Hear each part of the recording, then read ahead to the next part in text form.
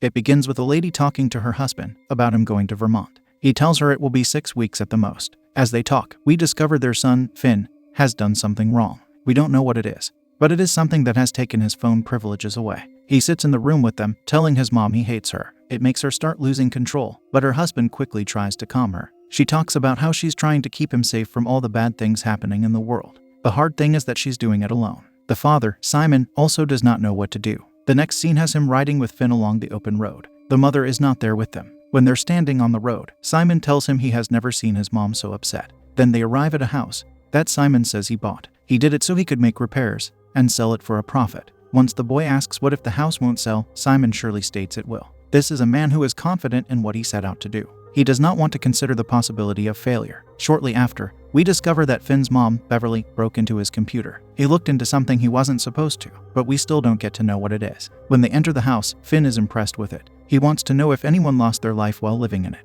It would excite him if someone did. After looking at several rooms, they enter the room that will be Finn's. While there, they look at an odd picture that is supposed to be something, yet it's a puzzle to figure out exactly what. After that, they enter the basement. As Simon looks into something, the lights suddenly turn off. In that moment of darkness, they encounter a man there whose presence scares them. He soon turns the lights back on, saying he's the electrician. The next scene has the three of them standing outside. The electrician, Louis, informs Simon that everything in the house is outdated. He also says the main line was cut, perhaps on purpose. However, he took care of it. The man will be their neighbor for the time being. He says he doesn't like this place much once he is asked about it. Then he asks if anyone told them about a certain lady. Since no one has, Louis starts talking about a lady that used to live in Simon's new house when he was a kid. She lost her life, he says, which excites Finn. The place has now become more interesting for the boy. Louis goes on to say the lady was somewhat like a witch. To him, it was always her house. Her husband and son lost their lives by getting caught in a hay baler. The rumor was that she did it to them. Louis says that she liked it when people were scared.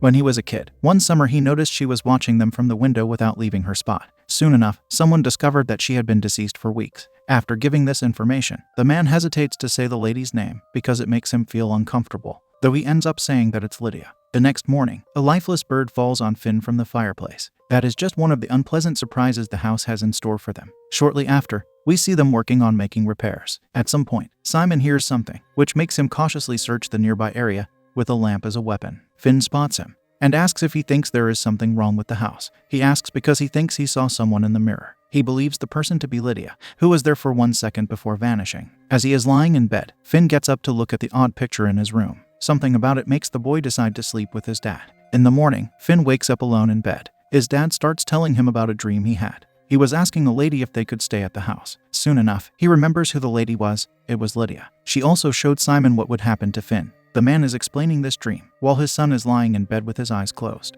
But when he sits up with his eyes open, Finn hears his father applying his electric saw at a distance. Was he dreaming that his dad spoke to him? No, it couldn't have been. He was already rather awake. Who spoke to him? Confused, Finn comes to the window to see his father at a considerable distance while working. Later, Finn asks him if he looked at the kind of stuff on the internet that Finn got in trouble for looking at. Yet his father doesn't know what he looked at. The boy tells him he saw something violent. Someone was getting decapitated. This makes Simon upset. He tells his son that the world is a crazy place. Then Finn tells him he heard that mom was on the phone with someone while crying. She said she was scared Finn knew the world had gone bad. This prompts him to ask his father if he would tell him if the world truly had gone bad. Simon tells him he would not. He says all parents lie, whether they're good or bad. They do that so their children don't know how unsafe they are. At some other time, as Simon continues to work, he mentions more lies he told to his son. This is now their topic of conversation. The boy found out his parents lied to him many times, so now his curiosity is piqued about everything they ever told him that he considers important.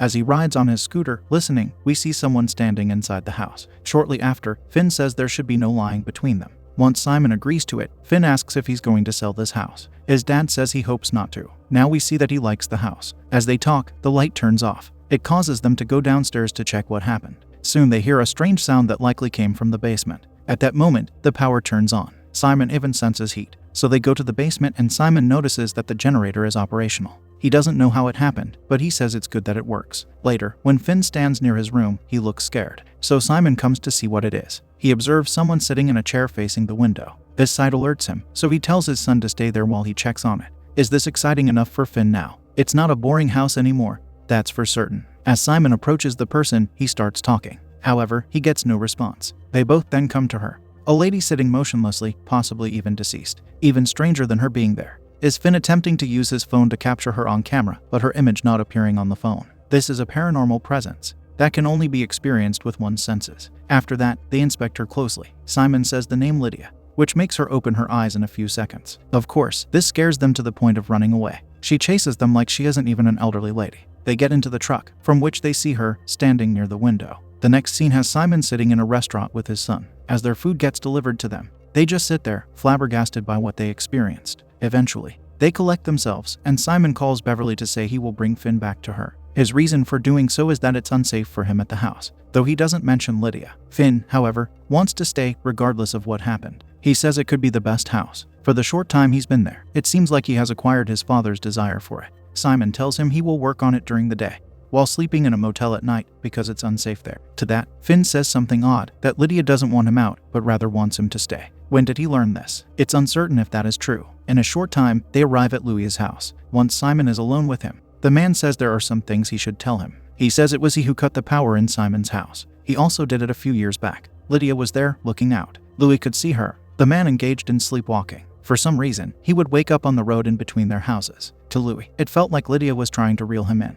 Then due to a storm, the power went off, which seemed to stop his sleepwalking. He reasoned that the lady liked the power to be on, so he cut it. Now that the power is fixed, Louis tells him he woke up early in the morning near Simon's house. All of this finally brings the man to say that Simon should stop working on the house. But the newcomer can't stop, because his wife wants a perfect country home. This causes Louis to scream that it's Lydia's house, and it's a bad one. His final statement is that by fixing it, Simon is making her stronger. The next scene has Simon doing what he discussed earlier with his wife, bringing Finn to the bus that is set to deliver him home. Afterward, Simon returns to the house, where he continues working on it. As time passes, he finds Finn standing there. The boy should have left, yet there he is, making his father mad. He says he got off the bus once Simon left. At some other time, Finn says to his dad that he's Finn's favorite person. However, his favorite person doesn't like him enough to have him around, is Finn's complaint. Simon starts saying that Finn and his mom are the most important people to him, but his son cuts him off to ask why he keeps leaving if that is true. To that, Simon answers he is a coward. According to him, his family is perfect, yet he does not know how to deal with them. So he panics, which makes him run. It is bad to miss them, though it's worse to stick around to be hated. Finn responds that he wouldn't do that because he loves him. Then Beverly calls Simon. She mentions that Finn has been quiet since he came back home. Simon is confused to hear that, but Beverly even says what he's doing right now. To make it more believable, she puts the boy on the phone. Simon has a short conversation with him before ending the call. It is a very unsettling moment for him when he has to look at the Finn sitting next to him. The heartfelt talk they just had with each other has not been truly shared with his son. Instantly, Simon starts running away. Finn transforms into Lydia, yelling for him to stay. The man runs out of the house and soon arrives at Louis's. He says he needs his help, yet Louis can't give it to him. He can't help because Simon never left his house. Simon doesn't understand the meaning of those words until Louis screams them, causing Simon to wake up back in Lydia's house. So he runs back into his truck. Sitting there, he sees another him in the house, banging on the window. Once he notices Lydia is sitting in the seat next to him, Simon becomes that other self. He sees that no one is now occupying the truck. He runs out of the house, panicking. He must be thinking about how all these circumstances could be possible. Following that, a different lady comes out to him. It is Beverly, telling him she had to come because of something she heard in his voice. But the man already knows that this area is paranormal. He can't bring himself to look at her. She looks 100% like his wife, but Finn looked unmistakable too. When he looks at her, she wears a strange smile. She asks if he would like to leave, yet he knows he cannot. This question of hers proves she is not Beverly. She tells him he can walk back into the world. He can abandon his job and have his family stay in their bad place while he leaves. Since that is his only way out, he asks if he could stay with her. However, Lydia says he has to be alone like she was. While he stays, she becomes free. She vanishes after those words. With him now standing there alone, the house seems to beckon for him to enter by turning on its lights. Upon entering, he says he will stay. After a while, Beverly calls him. She says she saw the pictures of the house from Finn's phone. Seeing what it looks like, she knows what he's up to with it. Furthermore, she says it was a nice thought for him to get the house. As they talk, we soon see Lydia sitting near him.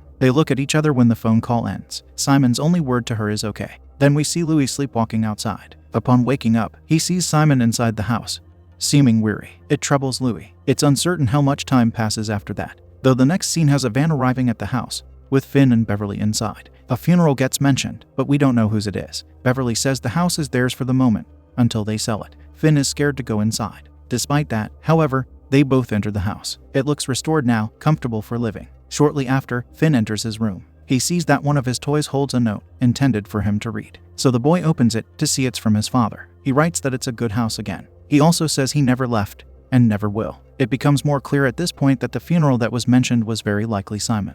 When Beverly comes to Finn in his room, he tells her he doesn't feel bad there. Then we see a shot of the city from where the family originally came. One of the passersby stops walking to look our way. It looks like Lydia. She is now free.